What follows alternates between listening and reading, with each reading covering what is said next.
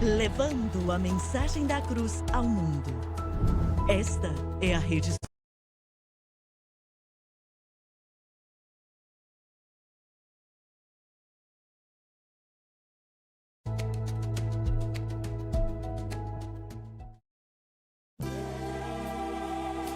Bem-vindo a um estudo na palavra, uma série de estudos bíblicos focalizados na cruz de Cristo.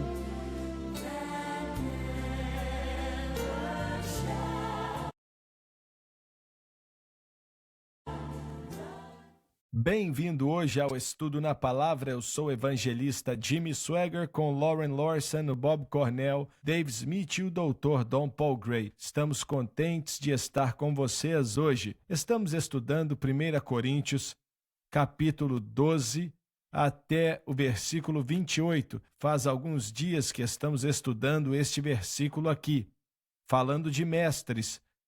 E quero voltar para uma declaração. Se você estava conosco no programa passado, vai se lembrar do que foi dito, que foi que eu temo que 90, não sei se 99% é muito alto, mas eu penso talvez 99% das igrejas, os pregadores ali no púlpito estão pregando uma doutrina falsa de alguma maneira.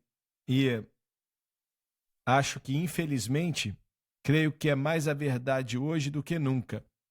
E nós fomos, pelo menos o Dave e o Lauren também cresceu em uma igreja que não era pentecostal por muitos anos.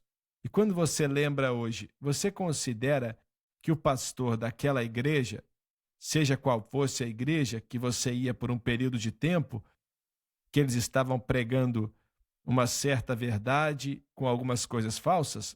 Obviamente, íamos para a escola dominical, aprendíamos as histórias da Bíblia, ouvíamos as mensagens, mas em meio àquilo, eu nunca, nenhuma vez, lembro de sentir a presença de Deus e nenhuma vez também não lembro de sentir a convicção que eu era um pecador.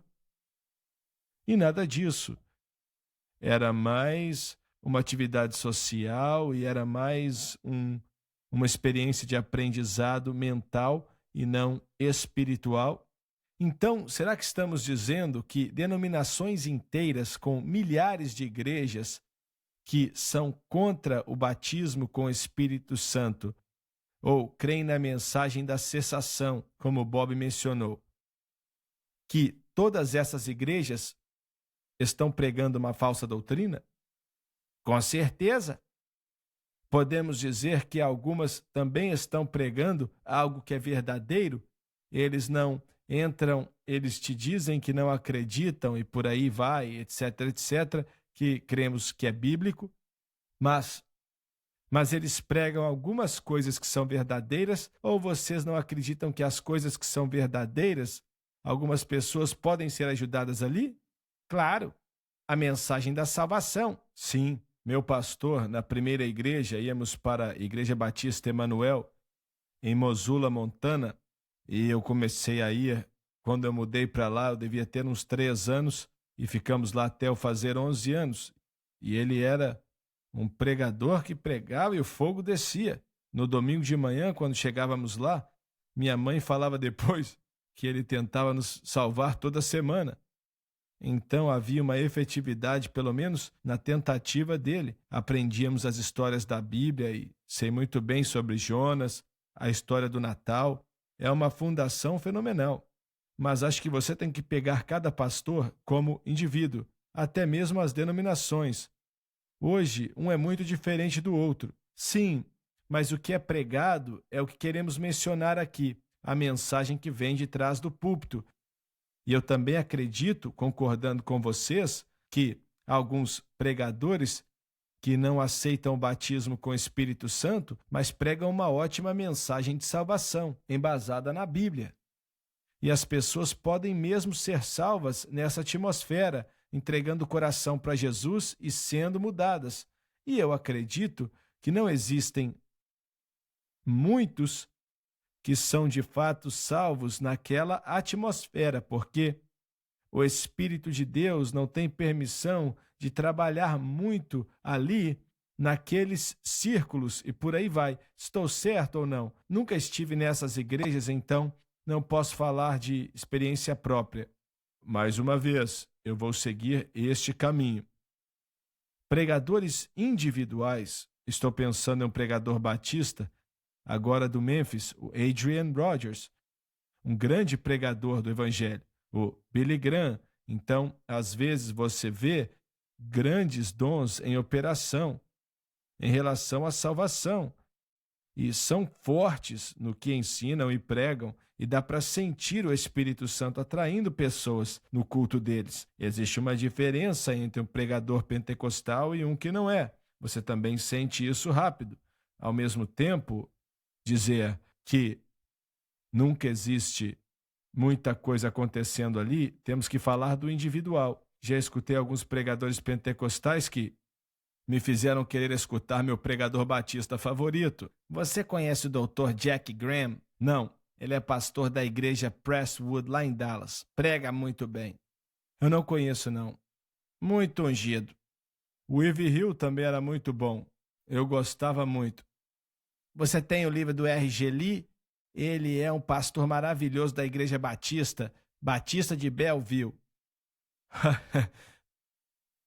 No meio de 1980, ele veio e pregou muito bem na quarta noite. O nome dele era Ivy Hill. Ele foi pregar para nós. Aqui, ele veio, pregou muito bem. Eu até hoje tenho a fita cassete daquele culto. Mas ele estava falando das cruzadas do irmão Swagger, do jeito dele. E ele falava, ninguém pode xingar um pecador como Jimmy Swagger. Ninguém consegue xingar um pecador como Jimmy Swagger. É claro que ele estava falando do Espírito Santo atraindo as pessoas que tinham a convicção do Espírito e aceitavam a Jesus. Mas o que estamos tentando discutir aqui é algo muito sério, porque o Evangelho de Jesus Cristo, olha, é a única coisa que importa e que salva. E se você não entender corretamente, você morre e vai para o inferno para todo sempre. É algo eterno. Quando falamos, talvez falemos aqui do chamado ou ofício do mestre, como Bob mencionou e com razão. Não é tão importante. É muito importante. É extremamente importante. E é interessante quando Tiago, no capítulo 3, versículo 1 de Tiago, ele diz que não sejam muitos entre vocês que queiram ensinar, sabendo que receberão um juízo mais rigoroso. E é interessante que ele não diz que muitos de vocês não queiram se tornar apóstolos ou profetas, mas ele disse mestres. Então, claro, temos que considerar qual é o contexto naquela época. Ele estava escrevendo para um público judeu. E um rabino ou um mestre eram parecidos, quase que idênticos. Então, ele menciona mestres especificamente ali.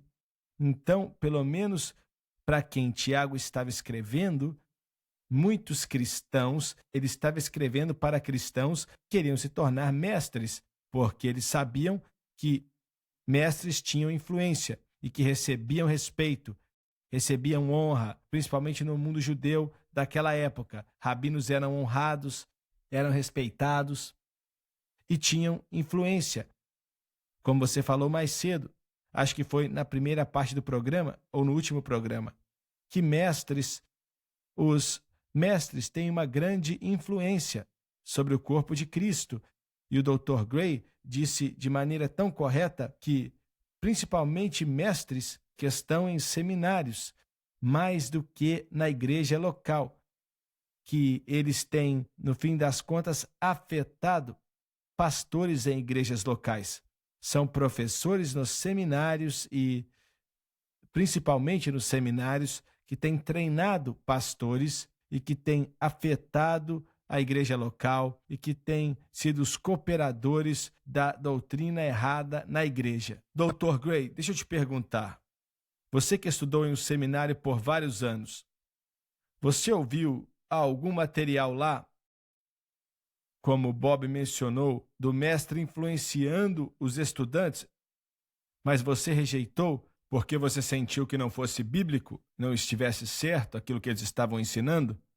Com certeza, no seminário liberal, eu rejeitei quase que 100% daquilo, porque vez após vez era só coisa errada, todos os dias. E aí eu estava ali, faziam 6 meses, e eu disse: Senhor, eu não aguento isso aqui mais não. E eu senti que o Senhor tinha aberto aquela porta para mim, para eu estudar lá, e eu estava lá, e o Senhor me ajudou a encontrar outro seminário, mas olha, eu acho que rejeitei 99% dali. Da parte que ensinavam sobre a história, eu aceitei a história porque é história, mas no seminário batista, como nós já mencionamos muito aqui, as duas doutrinas que os batistas do Sul ensinavam que eu não aguentava, eles se negavam a reconhecer a importância do batismo no Espírito Santo e a insistência deles na segurança eterna. E é meio interessante, eu fui para aquele seminário por vários anos, terminei meu doutorado lá, e no final eles disseram: Don, por que você não considera vir para a Igreja Batista? Você nos conhece, nós te conhecemos, e você vai conseguir seu doutorado e podemos te colocar em alguns lugares. E eu falei: deixa eu te perguntar, o que você faria com o batismo com o Espírito Santo? E eles disseram: isso aí você não vai poder pregar nas igrejas batistas. E eu falei: então não dá para participar. Aí falaram: então fique onde você está. E eu fiquei no movimento pentecostal e sou feliz por isso. Você não concorda? Você foi capaz de desconsiderar isso porque foi criado muito bem no Evangelho. Mas algumas pessoas que são convencidos pelo outro argumento. Vamos falar disso. Eu sou formado em um seminário das Assembleias de Deus, conservador, 100% pentecostal, o mesmo que o Doni foi, Southwestern em Waxahachie. Fiquei 4 anos lá. Ouvi isso e creio que é verdade. Tínhamos um número de rapazes da Assembleia de Deus que foram para o seminário liberal e nunca mais voltaram para o ministério. A teologia liberal acabou com eles. Vamos para o intervalo. Voltamos já, então não saia daí.